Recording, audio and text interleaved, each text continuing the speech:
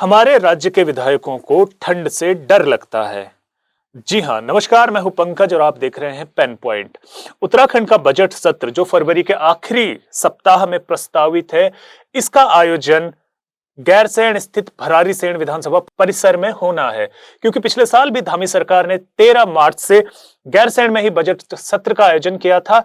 लिहाजा इस बार भी जब पिछले दिनों फरवरी के पहले हफ्ते में विधानसभा का विशेष सत्र बुलाया गया था, तो वहां पर गैरसैंण में बजट सत्र पेश करने का प्रस्ताव पारित किया गया था, जो फरवरी के आखिर में होना प्रस्तावित है। हालांकि ये बजट सत्र कब से शुरू होगा, इस पे तस्वीर जो है वो बुधवार को यानी 14 फरवरी को होने वाली कैबिनेट की बैठक में साफ हो जाएगा। लेकिन उससे पहले खबर आई है कि गैरसैंण में फरवरी के आखिर में प्रस्तावित बजट सत्र से पहले विधायकों को ठंड का डर सता रहा है। प्रदेश के 40 विधायकों ने, जिसमें पहाड़ के भी और मैदान के भी विधायक शामिल है, उन्होंने सोमवार को विधानसभा अध्यक्ष ऋतुभूषण खंडूड़ी को एक पत्र सौंपकर मांग की है कि फरवरी के आखिर में जो बजट सत्र गैरसैंण में प्रस्तावित है, उसका आयोजन देहरादून में किया जाए।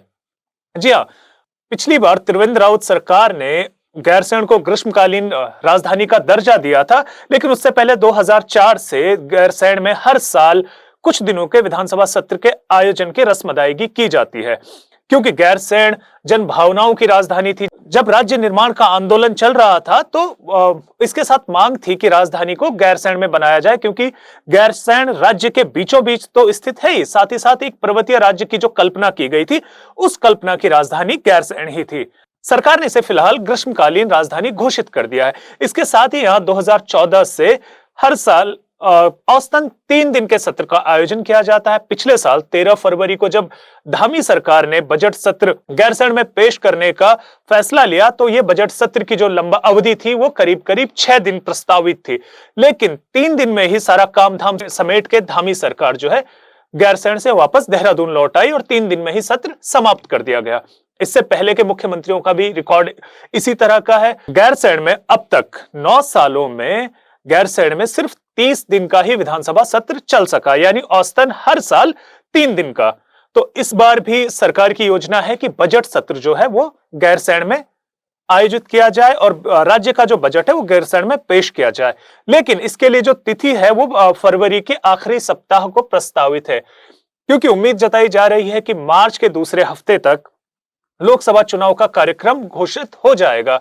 लिहाजा धामी सरकार चाहती है कि वो पूरी तरह से लोकसभा चुनाव की तैयारियों पर फोकस करे। ऐसे में बजट सत्र पेश करने का उन पर दबाव ना हो, उससे पहले ही वो बजट सत्र आयोजन करके इसे निपटाना चाहती है। लिहाजा इसके लिए गैरसैंण विधानसभा को चुना गया है। लेकिन विधायकों को अब डर सता रहा है कि अगर उन्होंने फरवरी के आखिरी हफ्ते में गैरसैंण में होने वाले विधानसभा सत्र में हिस्सा लिया, तो वो ठंड से बीमार पड़ सकते हैं।